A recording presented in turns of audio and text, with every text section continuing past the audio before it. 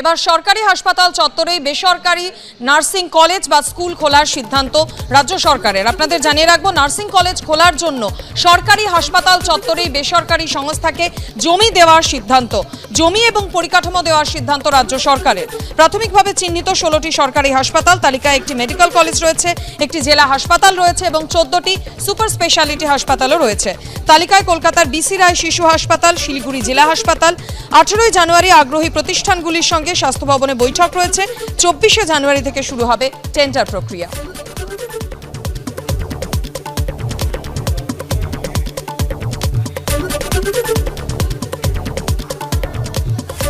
সরকার যদি এরকম একটা মনে করছে যে এই নার্সিং প্রশিক্ষণটা আরও বেশি করে করা দরকার, তাহলে এখনই যে স্কুল কলেজগুলো আছে সেইখানে সিট বাড়ানো যেতে পারে। যে স্কুল কলেজগুলো আছে সেখানে পরিকাঠামোগত অনেক সমস্যা রয়েছে, সেগুলোকে অ্যাডপার করা যেতে পারে। কিন্তু এই বেসরকারি উদ্যোগে এই স্কুল কলেজ, এটা কিন্তু সমস্ত বিষয়টা বেসরকারিকরণের যে ছোট ছোট জায়গাগুলো বাকি আছে সেগুলোও আস্তে আস্তে চালু হয়ে যাচ্ছে। কাজে আমরা নার্সেস ইউনিটি সংগঠনের তরফ থেকে মনে করি, সরকার যদি পরিকাঠামো তো তৈরি আছে, মানে বিল্ডিংটা তৈরি আছে, ক্লাসরুম তৈরি আছে, সেখানে যদি সরকার সেই স্কুল বা কলেজগুলো করতো তাহলে কিন্তু এটা আরও বেশি ভালো হতো। সরকারি হাসপাতালের কিছু পরিকাঠামো বেসরকারির সঙ্গে প্রাইভেট পাবলিক পার্টনারশিপ মডেলে করা হচ্ছে। আপনি জাস্ট ভাবুন, মালবাজার, ফালাকাটা থেকে শুরু করে গোপীবল্লভপুর পর্যন্ত এই যে বিস্তীর্ণ কিছু কিছু প্রান্তিক অঞ্চল আছে, সেখানে যদি বেসরকারিদের সঙ্গে সহযোগিতায় নার্সিং কলেজগুলো গড়ে ওঠে, এই নির্দেশিকাটা নার্সিং কলেজগুলো নিয়ে রয়েছে, তাতে দুটো উপকার হবে। এক হচ্ছে, পশ্চিমবঙ্গ থেকে যে প্রচুর পরিমাণে ছাত্রী প্রত্যেক বছর আপনারা দেখেন ভিন রাজ্যে নার্সিং পড়তে যান, তারা উপকৃত হবেন, তাদের এখানে নার্সিং কলেজের সংখ্যা বাড়বে। এই প্রান্তিক জায়গাগুলোতে যত নার্স বাড়বে তত কিন্তু আগামী দিনে আমাদের চিকিৎসা পরিষেবার মানও বাড়বে। সরকার যখন তার একটা হাসপাতালের কিছুটা অংশ একটা বেসরকারি পরিষেবাকে দিতে চাইছেন, তখন সেখানে তাদের একটি ফিস ধার্য করা হবে। এটাকে আমরা মুনাফা হিসেবে না দেখে বলবো, এটাকে সরকারি ব্যবস্থার সম্পূর্ণ ইউটিলাইজেশন। অযোধ্যায় রাম মন্দির আমাদের জন্য রয়েছে, যারা আমাদের এএনএম জিএনএমের যে নতুন ব্যাচটা চলছে আর কি, ঠিক আছে, সেই ব্যাচটাতে যারা অ্যাডমিশন নিতে চাইছো, ঠিক আছে, তো তারা দেখতে পাচ্ছ এখানে 999 টাকা ফিস রাখা হয়েছে।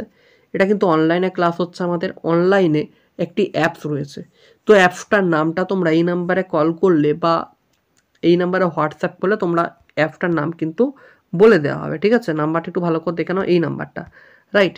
এবার এখানে কিন্তু যে এরকম এমসিকিউ পূরণ হয় তা না, আর ফিসটা দেখে নাও 999 টাকা কিন্তু ফিস তোমাদের জন্য রাখা হয়েছে, ঠিক আছে, 999 টাকা। এবার তোমরা কন্ট্যাক্ট করলে যা কথা বলার ডিটেলসে সব কিছু একটু কথা বলে জেনে নেবে, ঠিক আছে। আর এমসিকিউ প্রশ্নে এখানে কিন্তু সীমাবদ্ধ থাকা হবে না, প্রতিটা চ্যাপ্টারকে টপিক ধরে ধরে একদম বেস থেকে আলোচনা করা হবে। একদম তোমরা কথাটা মিলে নেবে, তুমি কোনো প্রকার সত্যি বলছে কি মিথ্যা বলছে তুমি দেখে নেবে এই ক্লাসটা করার পর।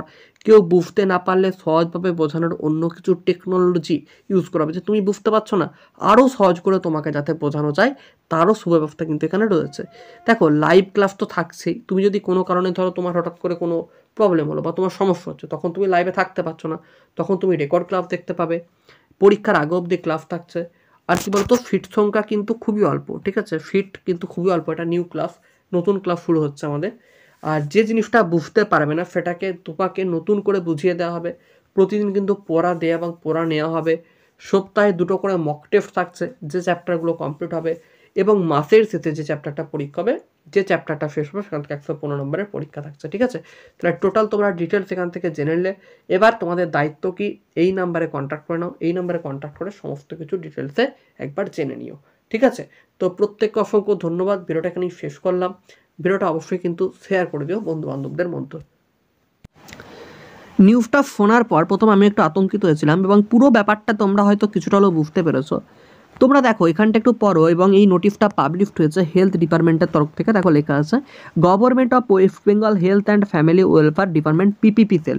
পিপিপি সেল বলতে অ্যাকচুয়ালি ব্যাপারটা ঠিক পিপিপি মডেলে যেমন পড়াশোনা, ঠিক তেমনই পিপিপি সেল। অর্থাৎ তোর একটা গভর্নমেন্ট কলেজ রয়েছে, ঠিক আছে, বা একটা গভর্নমেন্ট হসপিটাল রয়েছে, সেই গভর্নমেন্ট হসপিটাল সংলগ্ন এলাকায় প্রাইভেট কলেজ, তাহলে কি গভর্নমেন্টের আন্ডারেতে আবার নতুন করে প্রাইভেট কলেজ খোলার জন্য গভর্নমেন্ট যে নার্সিং হসপিটালগুলো রয়েছে তাদেরকে একটা নোটিশ দেওয়া হয়েছে, যেন তারা যদি চায়, যারা ধরো নার্সিং কলেজ খুলতে চায়, তারা যদি খুলতে চাই বা নার্সিং কলেজ নতুন করে ওপেন করতে চাই, তাহলে গভর্নমেন্টের সংলগ্ন এলাকাতেই নার্সিং কলেজগুলো তারা খুলতে পারে।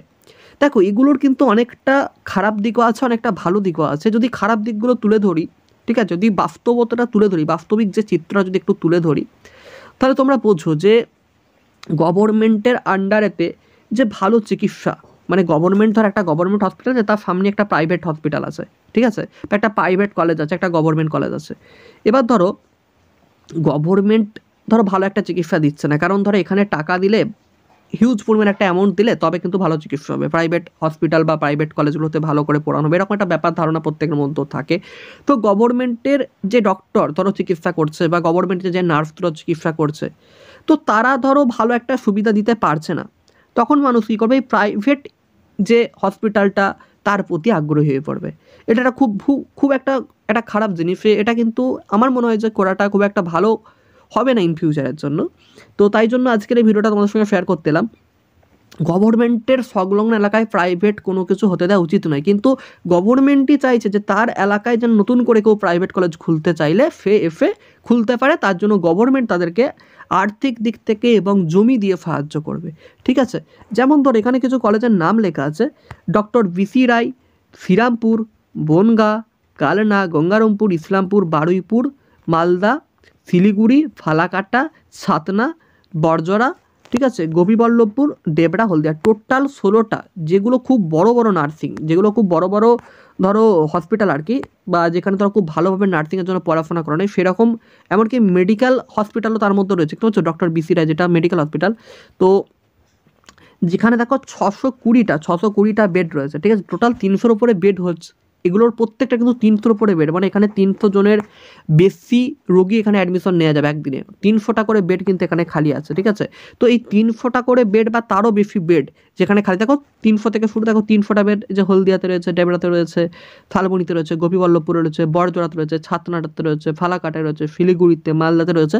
তো দেখো এগুলো দেখো 300-র উপরে বা 300 বেড থাকলেই তারা কি করবে, যে একজন ব্যক্তি যে চাইছে একটা নতুন করে প্রাইভেট ইনস্টিটিউশন খুলতে, তাকে এরা চাই আর্থিক দিক থেকে বা এই এলাকাগুলোর মধ্যে তারা করতে পারে তাদের কলেজগুলোকে, নার্সিং কলেজগুলোকে বা তাদের নার্সিং হসপিটাল, বা তারা তাদের নিজের মতো করে হসপিটাল তৈরি করতে পারে, ঠিক আছে, প্রাইভেট, ঠিক আছে, সব কিছু প্রাইভেট হসপিটাল বা প্রাইভেট নার্সিং কলেজ তারা চাইলে করতে পারে।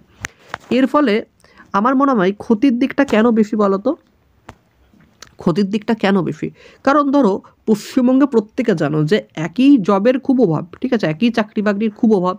তো এইচএস পাস করার পর একজন ক্যান্ডিডেটকে অনেকটা লড়াই করে জিএনএম এন্ট্রান্স পরীক্ষায় বসতে হয়, ঠিক আছে, কোথায় না জিএনএম এন্ট্রান্স পরীক্ষায় বসতে হয়, এবং এই জিএনএম এন্ট্রান্স পরীক্ষায় পাস আউট করলে কাউন্সিলিং প্রক্রিয়ার মাধ্যমে সে কিন্তু একটি গভর্নমেন্ট কলেজ পায়, ঠিক আছে।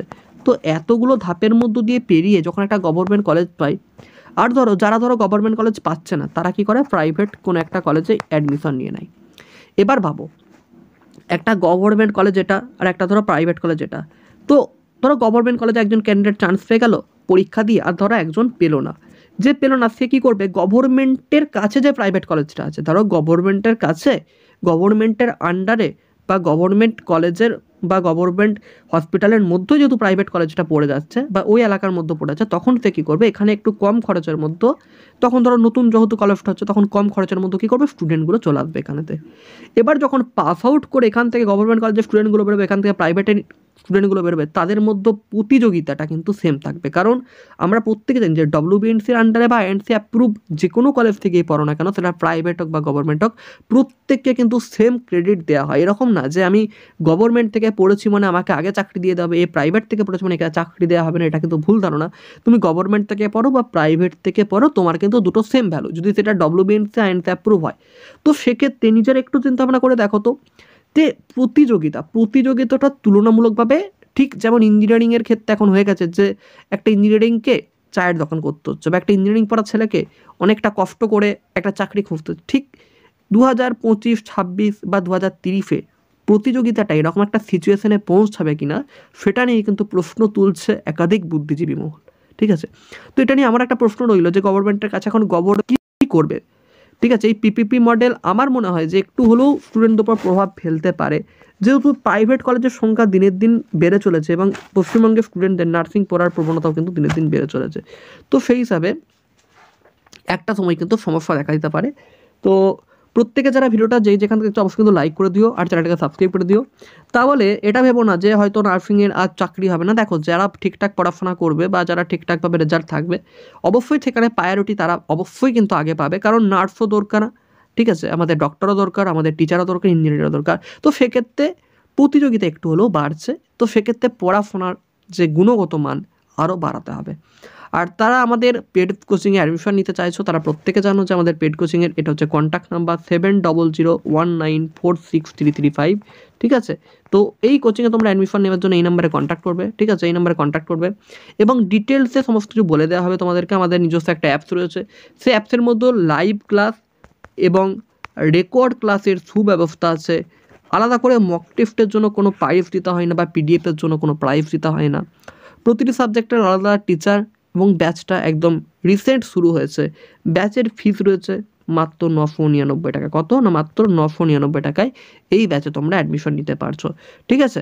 এবং রেগুলার আমাদের এখন উইকে 3 থেকে 4টে করে মক টেস্টের ব্যবস্থা কিন্তু করা হচ্ছে। 3 থেকে 4টে করে মক টেস্টের ব্যবস্থা কিন্তু তোমাদেরকে এখানে থাকছে।